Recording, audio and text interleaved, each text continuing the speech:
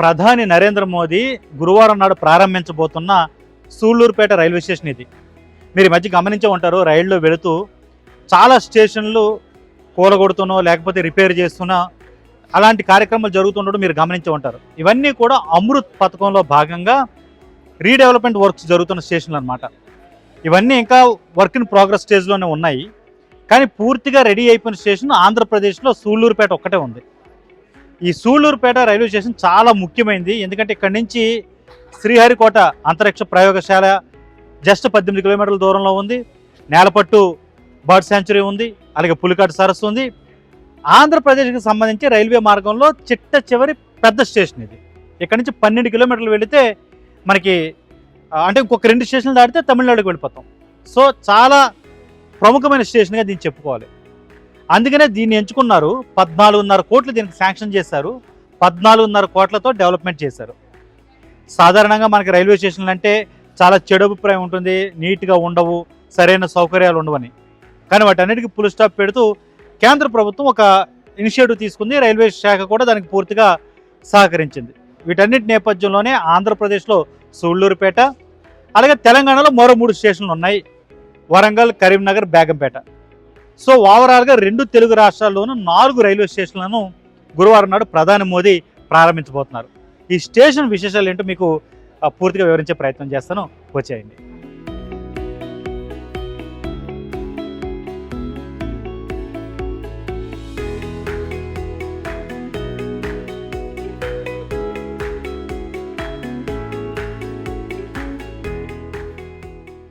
ఎండ చాలా ఎక్కువగా ఉంది, అయినప్పటికీ మీకు దీన్ని చూపించే ప్రయత్నం అయితే చేస్తాను. సూళ్లూరుపేట రైల్వే స్టేషన్ ఎలివేషన్ అనమాట, ఫ్రంట్ ఎలివేషన్ ఇది.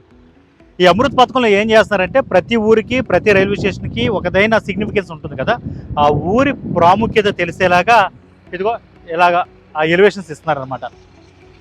పూర్తిగా ఇది NSG 5 అంటే ఒక స్టేషన్లో ఒక రోజులో ఎంతమంది ప్రయాణిస్తారనే దాన్ని బేస్ చేసుకుని దాన్ని కేటగిరీలుగా విభజిస్తారు.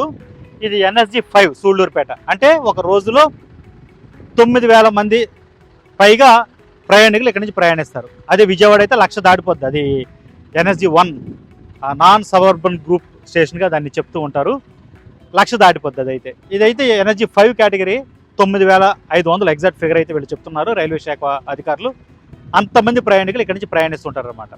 దగ్గర వెళ్ళి చూపిస్తాను ఈ అమృత్ పథకంలో భాగంగా స్టేషన్లో ఎలాంటి డెవలప్మెంట్ వర్క్ చేశారనేది. ఇదిగో సూళ్లూరుపేట ఎలివేషన్ ఇలాగ ఇచ్చారు ఈ రైల్వే స్టేషన్కి. ఆధ్యాత్మిక వాతావరణం కనపడేలాగా ఇచ్చారనమాట. ఇక్కడ 2 అంటే ఒకటి ఆధ్యాత్మికంగా చెంగాలమ్మ టెంపుల్ ఇక్కడ ఉంది, చాలా ఫేమస్. అలాగే దగ్గరలోనే శ్రీహరికోట అంతరిక్ష ప్రయోగశాల ఉంది కాబట్టి అటు ఆధ్యాత్మికత, ఇటు సాంకేతికత 2 కూడా ప్రస్ఫుటంగా కనిపించేలాగా ఈ స్టేషన్కి ఎలివేషన్ ఇచ్చారనమాట. మీరు బయట డివోషనల్ ఎలివేషన్ చూసారు కదా, ఇక్కడ ఎంటర్ అవ్వగానే మీకు స్టేషన్లోకి ఇక్కడ రాకెట్ అవి కనిపిస్తాయి, స్టార్కి సంబంధించిన గుర్తులు అనమాట ఇవన్నీ. సో ఇక్కడి నుంచి స్టేషన్ మొత్తం ఒక న్యూ లుక్లో ఉంటుంది.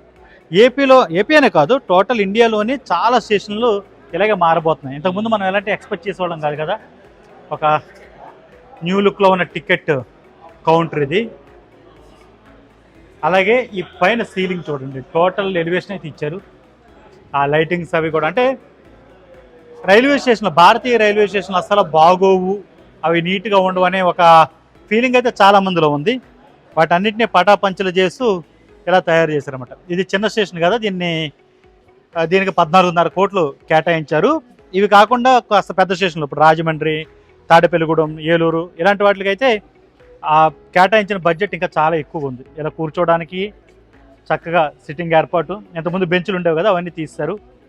అలాగే ప్రతి చోట కూడా ఈ ఫుట్ఓవర్ బ్రిడ్జ్లు కంపల్సరీగా ఏర్పాటు చేస్తున్నారు. అలాగే వాటన్నిటికి కూడా లిఫ్ట్ సౌకర్యాన్ని కూడా కల్పిస్తున్నారు అనమాట.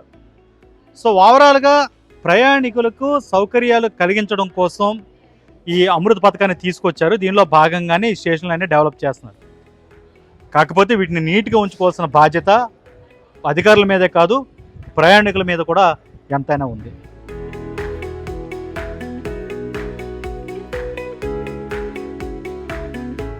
ఏ మాటకు ఆ మాట చెప్పుకోవాలి. గతంతో పోలిస్తే రైల్వే స్టేషన్ల ఆధునీకరణలో చాలా మార్పులు వచ్చాయి. రైల్వేల పరంగా కూడా చాలా చేంజెస్ మనం చూస్తున్నాం. కొత్త కొత్త ట్రైన్స్, వందే భారత్ ఇలాంటివి చూస్తున్నాం. రైళ్ల వేగం పెరిగింది. ఇలాంటి అధునాతన సౌకర్యాలన్నీ కూడా వస్తున్నాయి. వీటన్నిటిని మనం అభినందించి తీరాల్సిందే. అయితే ఒక విమర్శ కూడా ఉంది. పేద ప్రజలకు రైల్వే శాఖ దూరం అయిపోతుంది, జనరల్ బోగీలు తగ్గించేస్తున్నారు, రేట్లు పెంచేస్తున్నారన్న విమర్శలు ఉన్నాయి. మరి వాటికి కూడా సరైన పరిష్కారం రైల్వే శాఖ త్వరలోనే కనుక్కుంటుంది.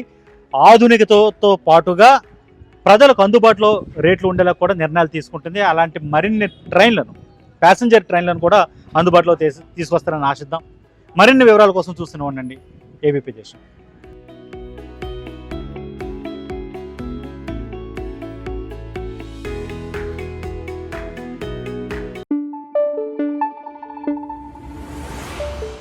Thank you.